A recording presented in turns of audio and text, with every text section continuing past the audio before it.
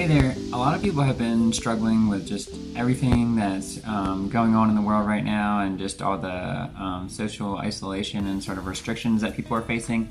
So I thought I'd make this video just to remind everyone that it's really important to take time to take care of yourself. What I'd really like to focus on is taking care of your mental health.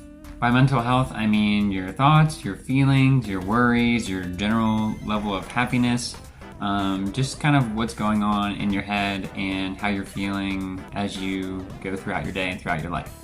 I think sometimes we feel like maybe we don't need to focus on our mental health unless we have some sort of diagnosis or we've experienced some sort of trauma, but really it's healthy for everybody to take some time to focus on your mental health and your feelings and your thoughts just on a daily basis. And also, what we're all going through right now can be traumatic for a lot of people. So maybe you are experiencing some trauma and maybe you just haven't really realized that yet. So here are some ideas for checking in on yourself and being more healthy up here. All right, one of the ways you can check in on your mental health is to journal. Some of the best ways to make progress is to track your progress and kind of see where you're at. And a really good way to do that is to write things down. So you can see what you've been dealing with. You can notice any common themes across your life. Maybe there's a pattern in how your behavior kind of works or how your thoughts kind of work. Taking a few minutes to journal about how you're feeling at either the beginning or the end of your day can really be helpful in helping you kind of see how you're feeling and make some progress. You also might learn more about yourself by taking the time to write it down, and sometimes it's good just to get your thoughts out on paper. All right, the next thing is meditation. So I know a lot of people, whenever they hear the word meditate or meditation, they have their own sort of conceptions about it. So I kind of prefer to think of it as brain breaks or giving your brain a break.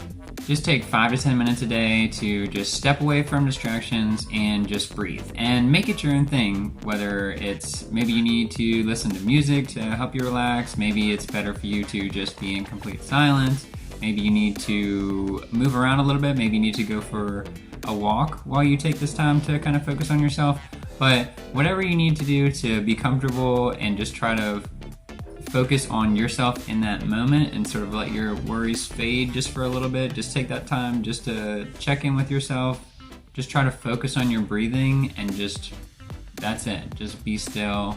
And it can really help your brain kind of reset and get a break from all the constant running that it does every day whenever we're just constantly thinking and moving from one thing to the next. Another thing you can do is check out the app store on your phone for different mental health apps. So there's lots of ones. I mean, we just talked about meditation. There's some that will help you with meditation. There's some that will give you some journaling ideas. But there's a lot of different resources that you can use that are free just on your phone. Or if you're willing to put a few dollars towards it, there's also some paid apps as well. It's also important to eat right, sleep right, and exercise. Your brain is part of your body, so whatever your physical health level is at, that affects your brain, which is your mental health as well.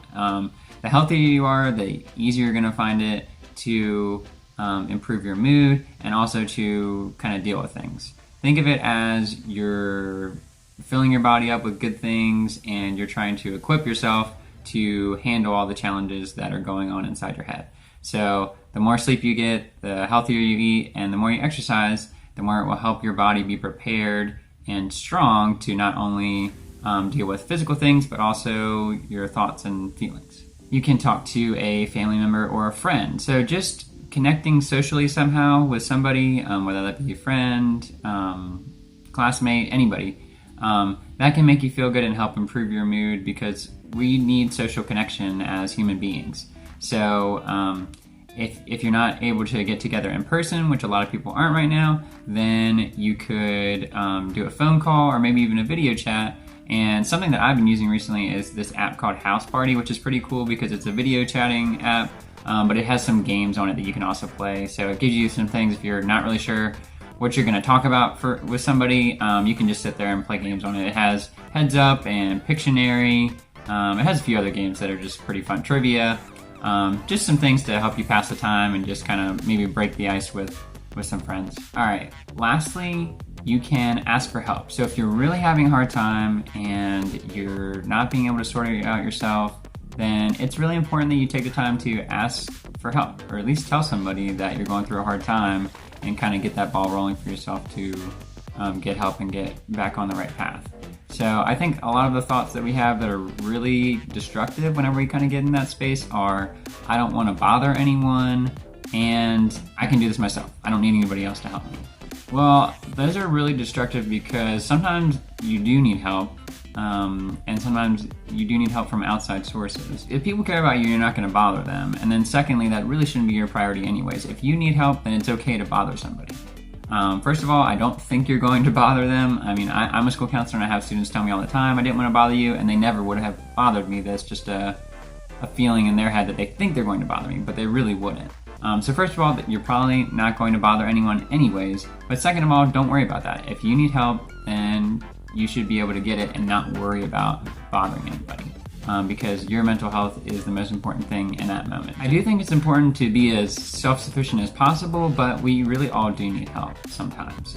So if you're thinking about maybe talking to a counselor or seeking some type of professional mental health services, a lot of people are worried about the cost, and I'll link a video in the description where I talk about how you can make that affordable for you, because there's a lot of things out there that you might not know about. Alright, I hope this helps you just be encouraged to take the time to really focus on yourself and check in with your mental health and your thoughts and your feelings, and just take care of yourself, because it really is important. So if you guys have any questions or ideas about this topic, feel free to leave them in the comments, but other than that, take care.